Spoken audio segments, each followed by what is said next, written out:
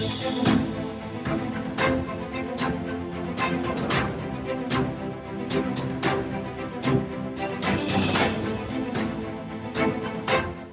महंगी दवाएं ही क्यों लिखते हैं डॉक्टर्स? क्यों बढ़ाते हैं आपकी जेब का बोझ? कहाँ मिलेंगी सस्ती दवाएं? जेनेरिक दवाओं का क्या है सच? क्या जेनेरिक दवाएं सस्ती होती हैं? और अगर होती हैं तो क्यों? क्या फर्क है ब्रांडेड दवाओं और जेनेरिक दवाओं में? ये सारे सवाल आपको न जाने कब से परेशान कर रहे होंगे। न जाने कब से ये महंगी दवाएं आपकी जेब को खाली कर रही होंगी। तो अब परेशान होने की जरूरत नहीं है, क्योंकि इस वीडियो में हम आपके हर कंफ्यूजन को दूर करेंगे। सबसे पहले बात करते हैं केंद्र सरकार की। केंद्र सरकार ने हाल ही में दवाओं की बढ़ती कीमतों पर लगाम लगाने के लिए सख्त कदम उठाए हैं, जिसके चलते अब डॉक्टर्स मरीजों के पर्चे पर ब्रांडेड दवाइयां नहीं लिख पाएंगे। उन्हें सिर्फ सस्ती जेनेरिक दवाइयां ही लिखनी होंगी, और अगर डॉक्टर्स सरकार के नियमों की अनदेखी करते हैं तो उनके खिलाफ कार्रवाई होगी, जिससे उनका लाइसेंस तक रद्द हो सकता है। नेशनल मेडिकल कमीशन यानी एनएमसी ने नई guideline professional conduct of registered medical practitioner regulation जारी किया है। इस गाइडलाइन के मुताबिक डॉक्टर मरीजों के पर्चे पर बाहर की महंगी दवाई नहीं लिख सकते। इसके बदले उन्हें जेनेरिक दवाइयां ही लिखनी है, और अगर डॉक्टर्स एनएमसी की नई गाइडलाइन को फॉलो नहीं करते हैं तो उनके खिलाफ सख्त कार्रवाई होगी, जिसमें उनका लाइसेंस तक रद्द किया जा सकता है। इसके साथ ही अब डॉक्टर्स किसी भी दवा कंपनी, मेडिकल उपकरण कंपनी, कॉर्पोरेट हॉस्पिटल या पैथोलॉजी से किसी भी तरह का कमीशन नहीं ले सकेंगे। ब्रांडेड और जेनेरिक दवाइयों में अंतर।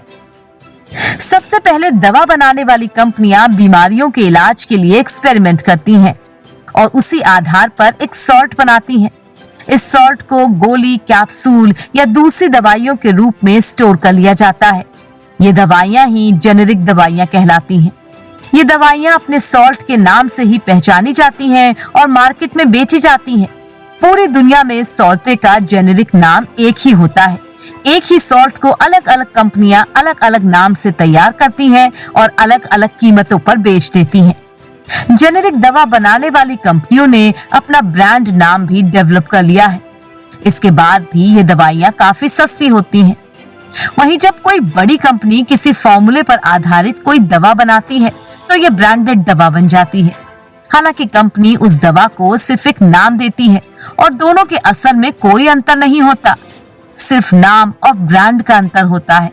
जेनेरिक दवाइयों का असर भी ब्रांडेड दवाइयों के बराबर ही होता है। इसके साथ ही जेनेरिक दवाइयों की डोज और साइड इफेक्ट ब्रांडेड दवाइयों जैसे ही होते हैं। एक ही सॉल्ट की ब्रांडेड दवाओं के मुकाबले जेनेरिक दवाइयां काफी सस्ती होती हैं। इनकी कीमत में 5 से 10 गुना का अंतर होता है। कई बार तो इनकी कीमतों में 90% तक का भी अंतर देखा गया है। और अब समझने वाली बात यह है कि जेनेरिक दवाइयों और ब्रांडेड दवाइयों की कीमतों में इतना अंतर क्यों है। ब्रांडेड दवाओं के मुकाबले जेनेरिक दवाएं सस्ती क्यों होती हैं? ब्रांडेड दवाइयां बड़ी बड़ी कंपनियां बनाती हैं और दवाइयों की कीमत भी यही कंपनियां तय करती हैं। ये कंपनियां दवाइयों के रिसर्च, डेवलपमेंट, मार्केटिंग, प्रचार और ब्रांडिंग पर काफी खर्च करती हैं। यही वजह है कि ये कंपनी अपनी ब्रांडेड दवाओं की कीमत भी ज्यादा रखती हैं। ये महंगी दवाएं देश के गरीब तबके की पहुंच से बाहर हैं।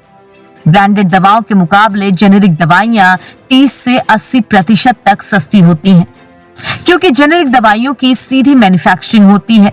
इनके ट्रायल्स भी पहले हो चुके होते हैं, साथ ही इन पर प्रचार का भी कोई खर्च नहीं आता।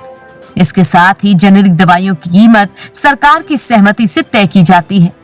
जेनेरिक दवाओं की कीमत कम होने के चलते सरकार इन दवाओं को प्रमोट कर रही है। प्रधानमंत्री जन औषधि परियोजना सरकार की ही योजना है। इस परियोजना के तहत देश भर में जेनेरिक दवाइयों के स्टोर खोले जा रहे हैं। इससे लोगों के दवाइयों पर खर्चों में कमी आएगी। आपको बता दें कि सरकार जेनेरिक दवाओं को लिखने के आदेश पहले भी जारी कर चुकी है। इसके बावजूद इसका सख्ती से पालन नहीं होता है। डॉक्टर्स कमीशन के चक्कर में मरीजों के पर्चों पर महंगी और ब्रांडेड दवाइयां ही लिखते हैं, जिससे आम आदमी के घर का बजट गड़बड़ा जाता है। जब घर में कोई बीमार होता है जिसके इलाज पर आमदनी से ज्यादा खर्च हो जाता है, ऐसे में ये गरीब लोग इलाज के नाम पर ज्यादा खर्च कर ही नहीं पाते और वो बेहतर इलाज से महरूम रह जाते हैं। अगर आपको हमारा ये वीडियो पसंद आया हो तो इसे लाइक, शेयर और चैनल को सब्सक्राइब जरूर करें।